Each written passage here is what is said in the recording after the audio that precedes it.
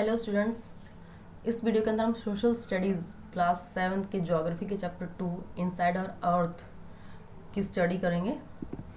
Inside our earth यानी कि हमारी अर्थ के अंदर क्या है, क्या क्या उसमें चेंजेस होते हैं, कौन कौन से रॉक्स पाए जाते हैं, कौन सी चीज़ें उसके अंदर पाई जाती हैं, उसके बारे में हम कितना जानते हैं, उन चीज़ों को हम इस चैप्टर में देखेंगे। First, get going. प्रिया बहुत सरप्राइज है जब उसकी मदर ने उन्हें बताया कि उनको कोल माइन से डायमंड मिला है जो बहुत ही स्पार्किंग कर रहा है। हालांकि कोल माइन क्या होता है, कोयले की खान से उनको डायमंड मिला है। और उसके साथ साथ coal, diamond, marble, quartz and all the petroleum product जो है वो भी उन्हें कहाँ से मिलते हैं, अर्थ से। ये चीज़ें उन्होंने उसमें उनकी बात जो कह रही थी उसके अंदर ऐड किया। इन चीज़ों को सुनकर प्रिया बहुत आश्चर्यचकित है कि हम इतनी सारी चीज़ें अर्थ से कैसे पाते हैं, अर्थ के अंदर ये सारी चीज़ें कहाँ से आती हैं या कैसे बनती हैं, उन्हीं के बारे में हम पढ़ेंगे। We will read about this interior of the earth. Earth की इंटीरियर के बारे में पढ़ेंगे, अंदर क्या है, टेक्टोनिक प्लेट्स क्या होती हैं, एंड रॉक एंड मिनरल्स के बारे में पढ़ेंगे। हम चैप्टर स्टार्ट करते हैं। अर्थ जो है हमारी वो 460 मिलियन ईयर्स ओल्ड है, 460 मिलियन ईयर्स पुरानी है। It has undergone numerous changes till date, लेकिन आज तक इसके अंदर फिर भी बहुत सारे चेंजेस होते जा रहे हैं। हालांकि स्टडी के अकॉर्डिंग अगर हम देखें तो आज तक हमें बहुत ही कम नॉलेज मिल पाई है अर्थ के अंदर के बारे में। ये कहा जाता है कि अर्थ के अंदर का जो टेम्परेचर है, जैसे जैसे हम उसके अंदर गहराई में जाते हैं वैसे वैसे अर्थ का टेम्परेचर जो है वो बढ़ता चला जाता है। The density and pressure of the rocks material also increase as a depth increase. जैसे जैसे गहराई में जाएंगे किसी भी रॉक मटेरियल की या किसी भी रॉक की जो डेंसिटी है वो एंड उसका प्रेशर बहुत ज़्यादा बढ़ जाता है। अर्थ का टेम्परेचर जो अंदर बिल्कुल, अगर हम इंटीरियर में जाएं तो माना जाता है कि अर्थ का टेम्परेचर लगभग 6000 डिग्री सेल्सियस है, जो कि सन के सरफेस का टेम्परेचर है। सन के सरफेस का टेम्परेचर है 6000 डिग्री सेल्सियस। और ये कहा जाता है कि अर्थ के अगर इंटीरियर पार्ट में हम जाएं और बिल्कुल गहराई तक पहुंच जाए तो वहाँ का टेम्परेचर भी 6000 डिग्री सेल्सियस है। डू यू नो में देखिए, geologist are scientist who do details study of the interior of the earth. Geologist उन साइंटिस्ट को बोला जाता है जो अर्थ की इंटीरियर की स्टडी बहुत डिटेल में करते हैं। अब देख रहे इंटीरियर ऑफ द अर्थ, अर्थ के अंदर के बारे में हम जानेंगे। पहले आपके पास एक डायग्राम है, हम उसको देख लेते हैं। सबसे पहले जो सबसे आउटर लेयर उन्होंने बता रखी है वो क्या है, crust, then mantle, then core, outer core and inner core. 2 parts में इसको डिवाइड किया गया है। The interior of the earth is divided into different layer. जो इंटीरियर है अर्थ की वो अलग अलग लेयर्स में डिवाइडेड होती है। वो डिपेंड करता है उनकी केमिकल प्रॉपर्टीज पे कि उनकी केमिकल प्रॉपर्टीज क्या क्या है। These layers are concreted as a layer lays on the top of the other just like an onion। ये जो लेयर है आपको ऐसे नजर आएंगे जैसे कि ऑनियन के ऊपर अलग अलग लेयर्स होते हैं। अगर आप प्याज को काटेंगे, ऑनियन को काटेंगे और उसकी लेयर जो होती हैं बिल्कुल अलग अलग होती हैं, ऐसे ही हमारे अर्थ के ऊपर भी लेयर अलग अलग होती हैं। There are 3 such layers. इस तरह की 3 लेयर जो मेन डिफाइन की गई है वो है first crust, second mental and third है कोर। कोर हमारे इनसाइड की सबसे इंटीरियर जो लेयर है वो कोर है, देन मेंटल एंड क्रस्ट। अब हम सबसे पहले क्रस्ट के बारे में पढ़ते हैं। Crust is the outer most layer. सबसे बाहर की जो लेयर है वो क्या है, क्रस्ट। अगर आप इस डायग्राम में देखें तो जो बाहर क्रस्ट है वो सबसे पतली लेयर है, मेंटल बहुत मोटी है, कोर भी बहुत अंदर तक है, लेकिन जो क्रस्ट की लेयर है वो क्या है, सबसे थिन, सबसे पतली लेयर है। इसको लिथोस्फेयर भी बोलते हैं। जो हमने लिथोस्फेयर लास्ट क्लासेस में पढ़ा था, इसको लिथोस्फेयर भी बोलते हैं। इसी क्रस्ट को 2 पार्ट्स में डिवाइड किया गया है, कॉन्टिनेंटल एंड ओशियनिक क्रस्ट। हमने पढ़ा था कि अर्थ के ऊपर अर्थ के 2 पार्ट्स हैं। जो लैंड मास है उनको कॉन्टिनेंट बोलेंगे, और जो सी पार्ट या जो वाटर बॉडीज जो है उनको हम क्या बोलते हैं, ओशियंस या सीज। ठीक है, तो इसी तरीके से जो क्रस्ट है वो भी 2 पार्ट्स में डिवाइड की गई, continental crust and oceanic crust. जो कॉन्टिनेंटल क्रस्ट है वो 35 किलोमीटर थिक है, यानी कि 35 किलोमीटर थिक है, बहुत मोटी है, relative thicker than the oceanic crust. अगर हम ओशनिक क्रस्ट की बात करें तो वो सिर्फ 5 किलोमीटर थिक है, यानी कि जो क्रस्ट है वो भी डिफरेंट है। जो कॉन्टिनेंट्स के नीचे या लैंड मासेस के नीचे जो क्रस्ट है वो 35 किलोमीटर है, एंड जो ओशन के नीचे क्रस्ट है, ओशन के नीचे जो लेयर है वो ओनली 5 किलोमीटर थिक है। कॉन्टिनेंट्स क्या होते हैं, बड़े बड़े लैंड मासेस होते हैं। ये जो क्रस्ट होती है जो लैंड मास के नीचे है वो किस किस से बनी होती है, सिलिका एंड एल्यूमिना से। किससे बनी है? कॉन्टिनेंट्स के नीचे जो क्रस्ट है वो बनी है सिलिका एंड एल्यूमिना से, इसीलिए इसको सेल भी बोलते हैं। ये बहुत ही थिन लेयर होती है, लेकिन ओशन क्रस्ट जो होते हैं उनकी जो लेयर होती है वो बिल्कुल ही थिन होती है, बिल्कुल 5 किलोमीटर मोटाई ही है उसकी, 5 किलोमीटर थिक है वो। और उनमें जो मिनरल्स पाए जाते हैं वो है हमारे सिलिका एंड मैग्नीशियम, इसलिए इसको सीमा भी बोलते हैं। जो कॉन्टिनेंट्स के ऊपर नीचे जो कॉन्टिनेंट्स के नीचे जो मिनरल्स पाए जाते हैं वो सिलिका एंड एल्यूमिना, जिनको हम सेल बोलते हैं। और कॉन्टिनेंट के नीचे क्रस्ट की जो मोटाई है वो 35 किलोमीटर, लेकिन ओशन के नीचे जो क्रस्ट की मोटाई है वो ओनली 5 किलोमीटर है। और इसके अंदर जो मिनरल पाए जाते हैं वो हमारे सिलिका एंड मैग्नीशियम, इसलिए इसको सीमा बोलते हैं। आप एक बार इसमें देखिए कॉन्टिनेंटल क्रस्ट के ऊपर देखिए माउंटेन्स भी हैं, प्लेन एरिया भी आता है, नॉर्मल लैंड भी आती है। लेकिन जो ये क्रस्ट है उसके ऊपर वो ये बहुत ही पतली क्रस्ट होती है यहाँ से, जिसके ऊपर ओशियन है। यानी कि ये जो क्रस्ट जो कॉन्टिनेंट्स के नीचे क्रस्ट है वो उसकी मोटाई ज़्यादा होती है बजाय कि ओशियनिक क्रस्ट की। ओके, नेक्स्ट हमारा मेंटल, जो सेकंड पार्ट है हमारा मेंटल। देखिए इसमें हमारा सेकंड पार्ट क्या है, ये रेड जो नज़र आ रहा है आपको, ये क्या है? मेंटल। इसी के बारे में हम पढ़ेंगे। Mental is just below the crust, crust के बिल्कुल नीचे जो सेकंड पार्ट है वो हमारा मेंटल है। मेंटल जो है 2900 किलोमीटर थिक है, यानी कि जो क्रस्ट देखिए वो 35 किलोमीटर एंड ओशन के नीचे ओनली 5 किलोमीटर थी, यानी कि बहुत कम थी अकॉर्डिंग टू मेंटल। मेंटल की जो थिकनेस है वो 2900 किलोमीटर है, 2900 किलोमीटर मोटी है ये। ज़्यादातर जो अर्थ का मास है, ज़्यादातर जो अर्थ का एरिया है वो मेंटल ने ही कवर कर रखा है। ये बहुत बड़े बड़े रॉक से बनी है, बहुत सारे इसके अंदर मिनरल्स भी हैं, जैसे आयरन, मैग्नीशियम। और मेंटल को भी 2 पार्ट्स में डिवाइड किया गया है, अपर लेयर एंड लोअर लेयर। जैसे कि क्रस्ट को क्या था, क्रस्ट को किसमें क्या था? Oceanic crust and continental crust. इसी तरीके से मेंटल को डिवाइड किया गया upper layer and lower layer में। अपर लेयर जो कि the layer of the inner earth, अंदर के अर्थ की जो लेयर है वो, वहाँ पे क्या होता है, कोई भी मेटल जो होता है वो पिघलना शुरू कर देता है, मेल्ट होना शुरू कर देता है और मोल्टन स्टेट में मिलता है, पिघला हुआ मिलता है, लिक्विड स्टेट में मिलता है। उसको हम क्या बोलेंगे? एस्थेनोस्फेयर। दोबारा सुन लीजिए, अपर लेयर, अपर लेयर जो होती है अर्थ के अंदर की साइड जो अपर लेयर होती है उसको बोलेंगे अपर लेयर। वहाँ पे मेंटल की जो अपर लेयर है वहाँ से कोई भी मेटल, कोई भी चीज़ पिघलना या मेल्ट होना शुरू कर देती है, जो मोल्टल स्टेट में वहाँ पाई जाती है, पिघली हुई पाई जाती है, उसको हम बोलेंगे एस्थेनोस्फेयर। अब हम पढ़ेंगे कोर के बारे में। कोर जो है वो बिल्कुल ही अंदर का पार्ट होता है। जैसे अगर हम इसके अंदर देखें, इस पिक्चर के अंदर, कोर जो है वो बिल्कुल अंदर का पार्ट है। सबसे पहले है क्रस्ट बाहर की साइड, फिर अंदर mantle and then core. Core के यहाँ पे 2 पार्ट्स आपको दिखा रखे हैं, आउटर एंड इनर, इन्हीं के बारे में हम पढ़ेंगे। The centre of the earth is called core, बिल्कुल जो सेंटर अर्थ का उसको हम क्या बोलेंगे? कोर, जो कि मेंटल के बिल्कुल नीचे है। इसका जो एवरेज रेडियस पाया गया है वो है 3500 किलोमीटर। कितना है? 3500 किलोमीटर, यानी कि अगर हम इसका डायमीटर की बात करें तो इसका डायमीटर है 7000 किलोमीटर।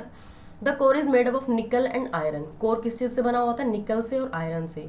कोर के अंदर जो मेटल्स पाए जाते हैं वो है निकेल एंड आयरन, इसलिए इसको नाइफ भी बोलते हैं। Ni for nickel and F E किसका सिंबल है? आयरन का, इसलिए इसको निकेल नाइफ बोलेंगे। निकेल और इसके अंदर आयरन पाया जाता है, इसलिए इसको हम क्या बोलेंगे? Knife. The central core has a very high temperature and pressure. जो सेंट्रल कोर है वो बहुत ज़्यादा उसके अंदर प्रेशर है और बहुत ज़्यादा टेम्परेचर उसका पाया जाता है। जैसे कि हमने स्टार्टिंग में पढ़ा था, अर्थ के सेंटर का जो टेम्परेचर है वो 6000 डिग्री सेल्सियस अप्रोक्सीमेटली हो सकता है, तो वो बहुत ज़्यादा होता है। अब हम पढ़ेंगे टेक्टोनिक प्लेट्स के बारे में। अगर हम पढ़ें टेक्टोनिक प्लेट्स के बारे में, टेक्टोनिक प्लेट्स क्या होती हैं? नॉर्मली आप देखिए, जो हमारे कॉन्टिनेंट्स हैं या जो ओशियंस हैं उनके नीचे एक प्लेट होती है जो क्या करती है? मूव होती रहती हैं। जैसे कि अगर हम इस पिक्चर के अंदर देखें तो हमारे सारे के सारे कॉन्टिनेंट्स आपस में जुड़े हुए हैं। बहुत पहले ऐसा माना जाता है कि सारे कॉन्टिनेंट्स क्या थे? आपस में जुड़े हुए थे।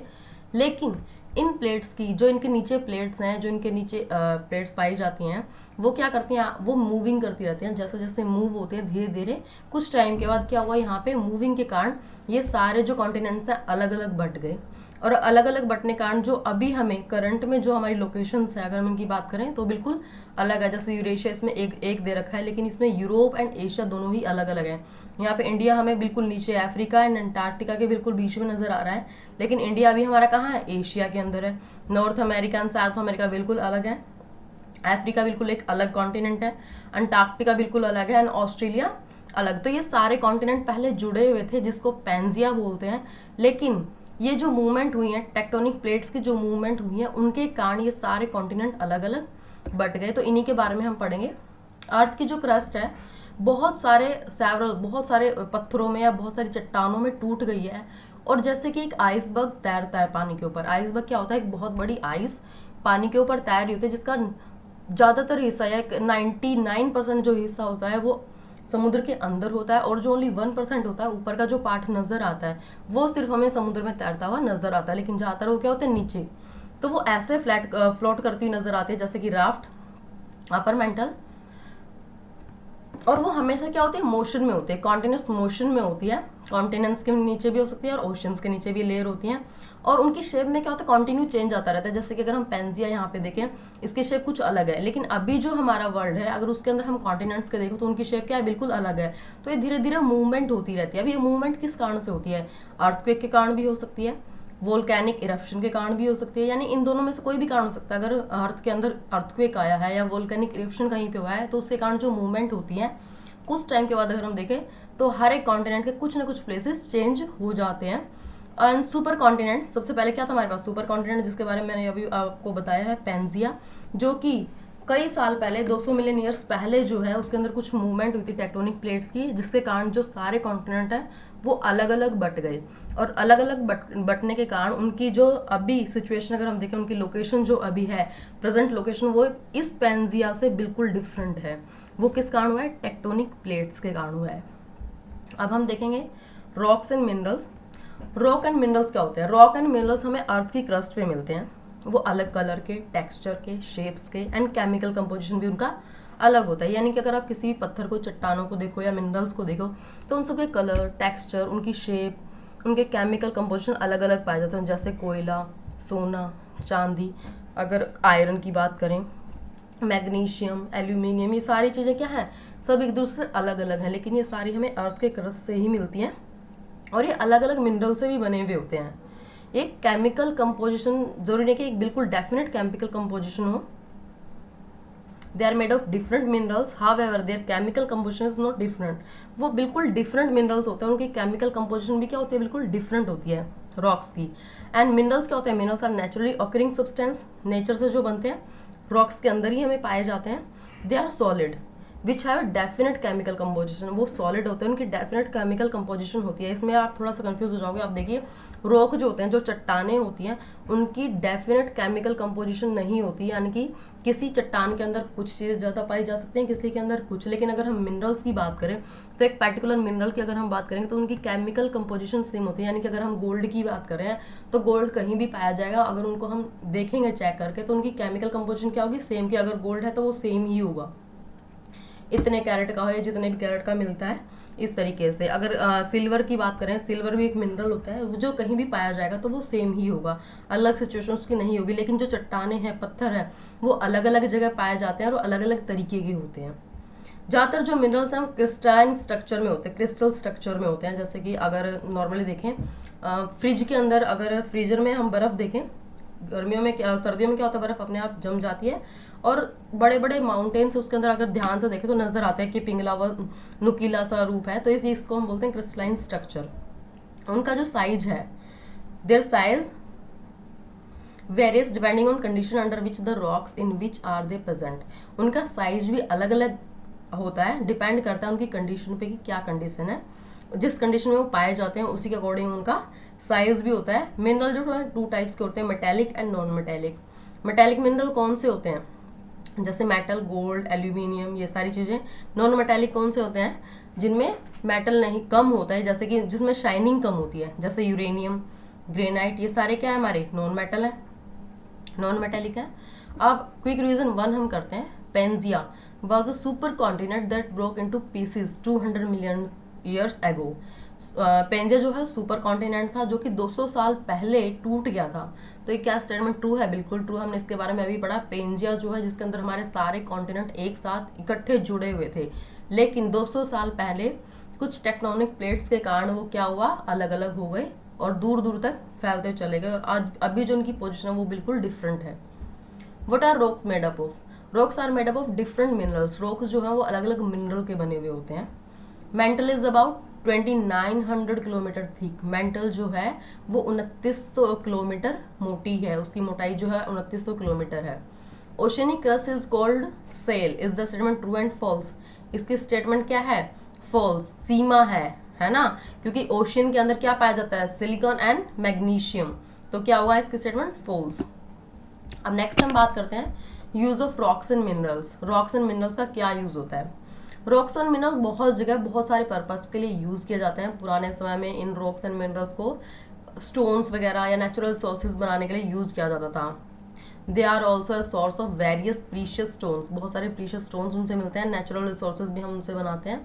उनके कुछ यूजेस आपको दे रखे हैं। पुराने समय में लोग रॉक्स का यूज करते थे वेपन बनाने के लिए या टूल्स बनाने के लिए, जिनका वो शिकार करने के लिए यूज करते थे या कुछ और करने के लिए। Rocks are widely use for construction purpose. Rock जो चट्टाने हैं, पत्थर, उनका कंस्ट्रक्शन पर्पस के लिए भी यूज करते हैं। हम कुछ बनाते हैं, जैसे घर है, बिल्डिंग है, वहाँ पे उनका यूज किया जाता है। फर्टिलाइजर्स जो है वो सॉल्ट से बने होते हैं। सॉल्ट क्या मिनरल है। बहुत सारे प्रीशियस स्टोन हैं जो ज्वेलरी बनाने के काम भी आते हैं, जैसे लोग पहनते हैं रूबी वगैरह की रिंग या अलग अलग पत्थर से बनी हुई रिंग पहनते हैं। वो पत्थर क्या होते हैं? प्रीशियस स्टोन, बहुत महंगे स्टोन, हीरे, इस टाइप की चीज़ें होती हैं जिनको ज्वेलरी में यूज़ करते हैं। कुछ रॉक जो होते हैं उनमें फ्यूल्स भी हमें मिलता है, जैसे कोल, नेचुरल गैस, पेट्रोलियम, ये सारे भी क्या है? कुछ रॉक्स एंड मिनरल्स हैं। टाइप्स ऑफ रॉक्स की अगर हम बात करें, depending upon the formation of rocks, अगर हम फॉर्मेशन ऑफ रॉक्स की बात करें तो जियोलॉजिस्ट ने इनको 3 टाइप से डिवाइड किया है। कौन कौन से हैं? फर्स्ट इग्निशियस रॉक, सेकंड है सेडिमेंट्री रॉक एंड थर्ड है मेटामॉर्फिक रॉक। इन तीनों के बारे में हम डीप में पढ़ेंगे इसमें। सबसे पहले क्या है हमारा? Igneous rock. तो पहले एक बार सुन लीजिए इग्निशियस रॉक क्या होते हैं। इग्निशियस रॉक वो चीज़ें होते हैं जो मोल्टन मैग्मा होता है, पिघला हुआ मैग्मा होता है, वो धीरे धीरे टाइम के साथ साथ ठंडा हो जाता है। और ठंडे होते होते क्या होता है? वो सॉलिड हो जाता है, बहुत ज़्यादा सख्त हो जाता है, जिससे इग्निशियस रॉक बनती है। उसी के बारे में हम पढ़ेंगे। When molten magma cools and solidify igneous rocks are formed. जब मोल्टन मैग्मा बिल्कुल ठंडा हो जाता है और सॉलिड हो जाता है, उससे क्या बनती है? हमारी इग्निशियस रॉक। इनको हम प्राइमरी रॉक भी बोलते हैं। सबसे पहले जो रॉक्स बनती हैं वो कौन सी होती हैं? इग्निशियस रॉक्स ही होती हैं, और सबसे पुरानी भी यही होती हैं, और ये क्रिस्टलाइन स्ट्रक्चर में पाई जाती हैं। अगर हम इग्निशियस रॉक्स की बात करें तो वो कूल होते हैं और सॉलिड हो जाते हैं। अब ये दोनों काम इनसाइड द अर्थ भी हो सकते हैं, आउटसाइड अर्थ भी हो सकते हैं। यानी कि हो सकता है कि अंदर ही, जमीन के अंदर ही थोड़ा ऊपर तक आए और अंदर ही ठंडे हो जाएं, या फिर जमीन के बिल्कुल बाहर आ जाएं, अर्थ से बिल्कुल बाहर आ जाएं और बाहर सरफेस पे आने के बाद ठंडे हों। तो इन दोनों के कारण इनको अलग अलग डिवाइड किया गया, उनको नाम दिया गया एक्सट्रूसिव एंड इंट्रूसिव। एक्सट्रूसिव कौन होगा? जो अर्थ से बिल्कुल बाहर आके ठंडे होंगे। और इंट्रूसिव क्या होंगे? जो अर्थ के अंदर ही मोल्टन मैग्मा ठंडा हो जाएगा और सॉलिड फॉर्म में चेंज हो जाएगा, तो उसको हम इंट्रूसिव रॉक बोलेंगे। The rock that cool down inside the earth surface, intrusive rocks, and the rate of cooling inside the surface is slow. हालांकि जो अर्थ के अंदर, अर्थ के सरफेस के अंदर जो मोल्टन मैग्मा ठंडा होता है, उसकी जो ठंडा होने की कूलिंग सिस्टम जो होता है या ठंडा होने की जो रेट होती है, वो क्या होती है? बहुत स्लो, बहुत धीरे धीरे वो ठंडा होता है। हालांकि अर्थ के बाहर अगर आ जाता है मोल्टन मैग्मा तो वो बहुत जल्दी ठंडा हो जाता है। ठीक है। और अंदर ठंडा होने के कारण उसकी जो फॉर्म है वो कैसी बन जाती है? क्रिस्टल टाइप बन जाती है, जैसे कि ग्रेनाइट पाए जाते हैं। ठीक है। The rocks that cool on the earth surface, जो सरफेस के ऊपर ठंडे होते हैं, उनको हम एक्सट्रूसिव रॉक बोलते हैं, और वो बहुत जल्दी ठंडे होते हैं। ठीक है। Crystal forms are finally grained, और क्रिस्टल फॉर्म जो होते हैं उनको ग्रेन कर दिया जाता है, उनको तोड़ दिया जाता है, और उससे क्या बनता है? एग्जाम्पल हम बेसाल्ट का ले लेते हैं। बेसाल्ट आपको ये पिक्चर के अंदर नजर भी आ रहा होगा। इस तरीके से पत्थर या चट्टाने पाई जाती हैं जो बाहर आके ठंडी हुई होती हैं, और जो अंदर होती हैं उनकी स्ट्रक्चर डिफरेंट होता है। Some features of igneous rocks are, कुछ फीचर दे रखे हैं आपको इग्निशियस रॉक्स के, उनके बारे में हम पढ़ेंगे। These rocks are hard and compact. ये जो रॉक्स होती हैं बहुत कठोर होती हैं। They do not contain remain of dead plant and animal. इनके अंदर कोई डेड प्लांट एंड एनिमल्स की कोई भी चीजें नहीं होती हैं।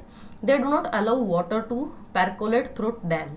ये वाटर को कभी अलाउ नहीं करते कि उनके अंदर मिल जाए, घुल मिल जाए, यानी कि उनके अंदर वाटर नहीं पाया जाता। Valuable metals like gold, silver and iron are found in these rocks. इन रॉक्स में कौन से पाए जाते हैं? गोल्ड पाया जाता है, सिल्वर है, आयरन और इसी तरीके के मेटल्स पाए जाते हैं इन रॉक्स में। तो ये होती है हमारे इग्निशियस रॉक। फिर से सुन लीजिए, इग्निशियस रॉक्स वो होती हैं जो टाइम के साथ साथ, मोल्टन मैग्मा जब ठंडा होता है तो उससे बनती हैं। मोल्टन मैग्मा अर्थ के अंदर भी ठंडा हो सकता है और बाहर भी। अंदर अगर ठंडा होता है तो उससे इंट्रूसिव रॉक बनती है, और बाहर आकर अगर मोल्टन मैग्मा ठंडा होता है उससे एक्सट्रूसिव रॉक बनती है। इंट्रूसिव रॉक का एक एग्जांपल है ग्रेनाइट, और एक्सट्रूसिव रॉक का एक एग्जाम्पल है बेसाल्ट। इसके अलावा और भी एग्जाम्पल हो सकते हैं। इनके बारे में हमने कुछ इसके फीचर्स पढ़े, ये हार्ड होते हैं, ठीक है। इनके अंदर कोई डेड प्लांट या डेड एनिमल्स नहीं होते, ये वाटर से रिएक्शन नहीं करते हैं और इनके अंदर गोल्ड, सिल्वर, आयरन जैसे मेटल पाए जाते हैं। क्लियर। अब हम करते हैं सेडिमेंट्री रॉक। सेडिमेंट्री रॉक कौन सी होती है? इग्निशियस रॉक के बाद बनती है। इग्निशियस रॉक में जब वेदर के कारण या सॉइल इरोजन के कारण उसके जो छोटे छोटे से जो लेयर्स हैं, छोटे छोटे जो कण हैं, वो टूट जाते हैं। टूटने के बाद वो अलग अलग जगह पहुंच जाते हैं, जैसे रेन के कारण की रेन उसके ऊपर गिर रही है और उससे छोटे छोटे उसके कंकड़ टूट के बह गई, वाटर के कारण विंड के साथ उड़ गए, प्लांट्स में या एनिमल्स के कारण एक जगह से दूसरी जगह चले गए, और जो ब्रोकन पीस हैं उनको हम क्या बोलेंगे? सेडिमेंट। इग्निशियस रॉक के जो ब्रोकन पीसेस होते हैं उनको हम बोलेंगे सेडिमेंट।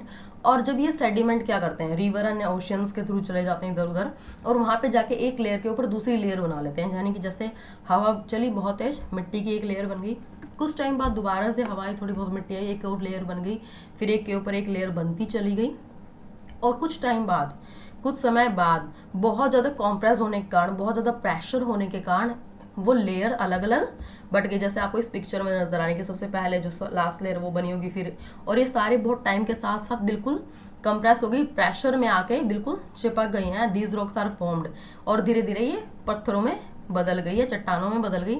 इनको हम बोलेंगे सेडिमेंट्री रॉक।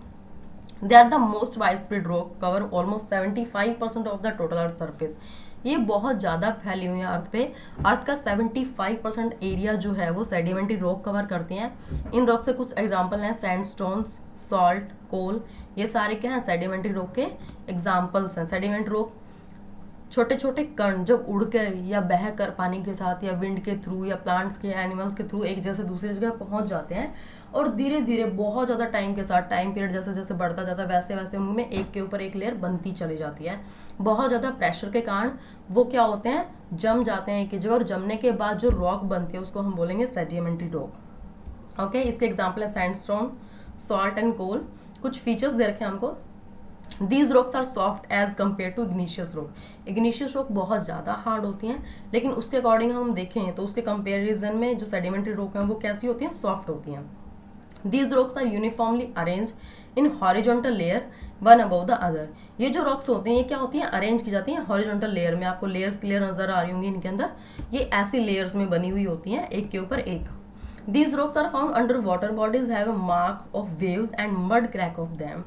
जो रॉक्स वाटर बॉडीज के अंदर पाई जाती हैं उनके ऊपर वेव्स या मड क्रैक के निशान भी पाए जाते हैं।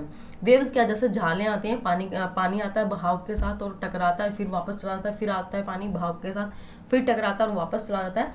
तो उससे क्या होता है? इनके ऊपर निशान भी पड़ सकते हैं। जैसे कि अगर यहाँ बार बार पानी टच हो रहा है तो हो सके यहाँ होल बन जाए, या इस तरीके से कोई शेप बन जाए बार बार टच होने से, तो ये चीज़ें हो सकती हैं इस रॉक में।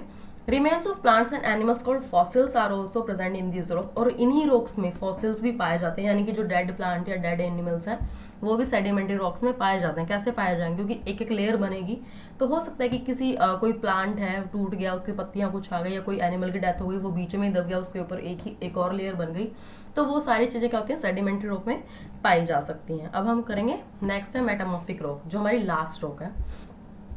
जो दोनों ही लेयर हमने पढ़ी अभी, igneous rocks and sedimentary rock, जब वो बहुत ज़्यादा हीट के कारण या बहुत ज़्यादा प्रेशर में हो जाती हैं, और जब वो अपने जो प्रॉपर्टीज़ हैं उन्हीं रॉक्स की, इग्निशियस एंड सेडिमेंट्री रॉक बहुत ज़्यादा हीट एंड प्रेशर के कारण जब अपनी प्रॉपर्टीज चेंज कर देती हैं, तो किस में बदल जाती हैं? मेटामॉर्फिक रॉक में। These rocks were either igneous और सेडिमेंट्री, दोनों हो सकती हैं, इग्निशियस भी हो सकती है, सेडिमेंट्री भी, बट लेकिन change either due to extreme heat, बहुत ज़्यादा हीट के कारण, या बहुत ज़्यादा प्रेशर के कारण जब वो चेंज हो जाती हैं। Heat and pressure change the properties of these rocks, जब इन रॉक्स की प्रॉपर्टी चेंज कर देते हैं heat and pressure, as their colour, जैसे कि उनका कलर चेंज हो गया, या उनकी हार्डनेस बहुत ज़्यादा चेंज हो गई, या उनका टेक्सचर चेंज हो गया। It takes 100 of year of these rocks of form, और इसमें क्या करते हैं? हजारों या 100 ईयर्स भी लग सकते हैं इस प्रोसेस में। फॉर एग्जाम्पल लाइमस्टोन, लाइमस्टोन को बनने में बहुत टाइम लगता है। Change into marble and sandstone change into quartz. अब लाइमस्टोन को बनने में बहुत टाइम लगता है, लेकिन लाइमस्टोन से जब मार्बल बनता है बहुत ज़्यादा प्रेशर के कारण जब मार्बल चेंज होता है, मार्बल बनता है, तो वो क्या बहुत टाइम के बाद बनता है। ऐसे सैंडस्टोन से जब क्वार्ट्स बनते हैं, क्वार्ट्स से आपको अलग से पत्थर नजर आ रहे होंगे, ये जो बनते हैं तो इनमें भी बनने में बहुत टाइम लगता है, ठीक है। तो उनको हम क्या बोलेंगे, मेटामॉर्फिक रॉक।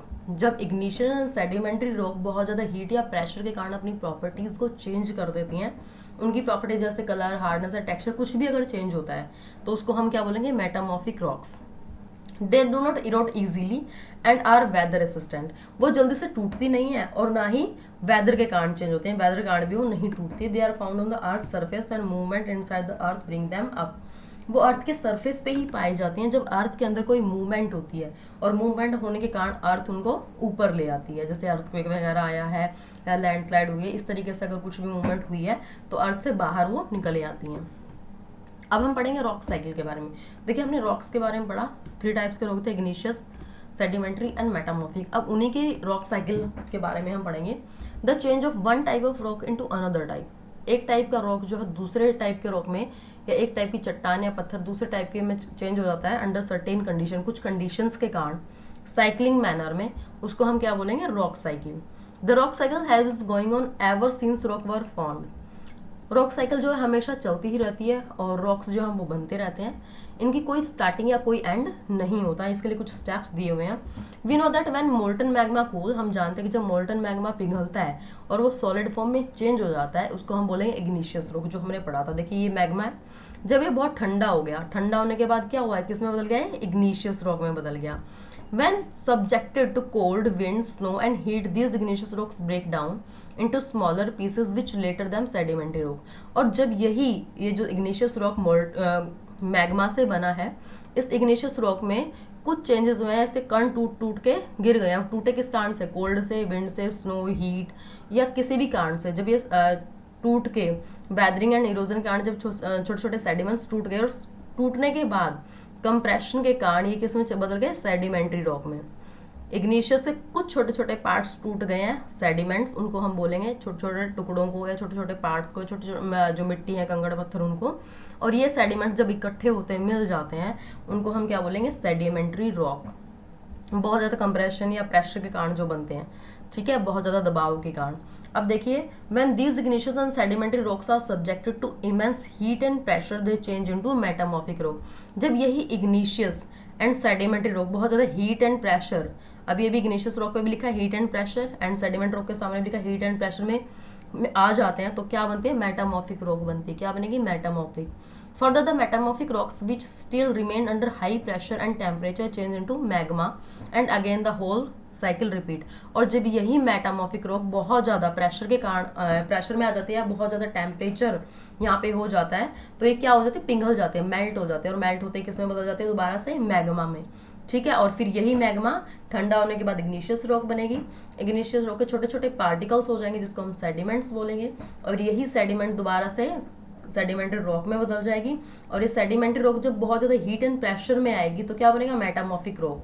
अब इग्निशियस रॉक से डायरेक्ट मेटामॉर्फिक रॉक भी बन सकता है। अगर इग्निशियस रॉक बहुत जल्दी हीट एंड प्रेशर में आ जाए, बहुत ज़्यादा हीट एंड प्रेशर में, तो डायरेक्ट क्या बन जाएगा, मेटामॉर्फिक रॉक। और मेटामॉर्फिक रॉक अगर बहुत ज़्यादा प्रेशर में या टेम्परेचर बहुत ज़्यादा यहाँ बढ़ जाएगा, तो वो पिघल जाएगी, और पिघलने से मैग्मा दोबारा से बन जाएगा। तो इस तरीके से साइकिल कंटिन्यू चलती रहेगी। अब हम क्विक रीजन सेकंड देख लेते हैं। Dash are the rocks, they are hard and compact. कौन सी रॉक्स होते हैं जो बहुत ज़्यादा हार्ड एंड कॉम्पैक्ट होती हैं, इग्निशियस रॉक। इग्निशियस रॉक बहुत ज़्यादा हार्ड एंड कॉम्पैक्ट होती हैं। Next, granite is an example of intrusive rock. Is the statement true and false.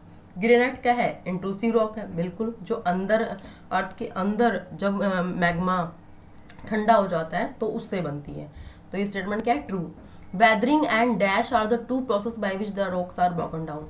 एक तो वेदरिंग और दूसरा क्या, इरोजन, कटाव। जब वहाँ से कटती है मिट्टी या चट्टानें छोटे छोटे पार्टिकल्स में टूट जाती हैं, तो उसके कारण क्या होते हैं, रॉक टूट जाती है। Sandstone change into sedimentary rock. जो सैंडस्टोन होते हैं किसमें बदलते हैं, सेडिमेंट्री रॉक में बदलते हैं। In which type of rock fossils are present. किस टाइप की रॉक्स में फॉसिल्स पाए जाते हैं, तो सेडिमेंट्री रॉक में फॉसिल्स पाए जाते हैं, जैसे कि dead plants and dead animals, वो किस में पाए जाएंगे, सेडिमेंट्री रॉक में। अब हम ये हमारी जो वीडियो है वो ख़त्म हो गई है, उसको आप ध्यान से देखिए एंड इसकी एक्सरसाइज अपलोड कर दी जाएगी। Thank you.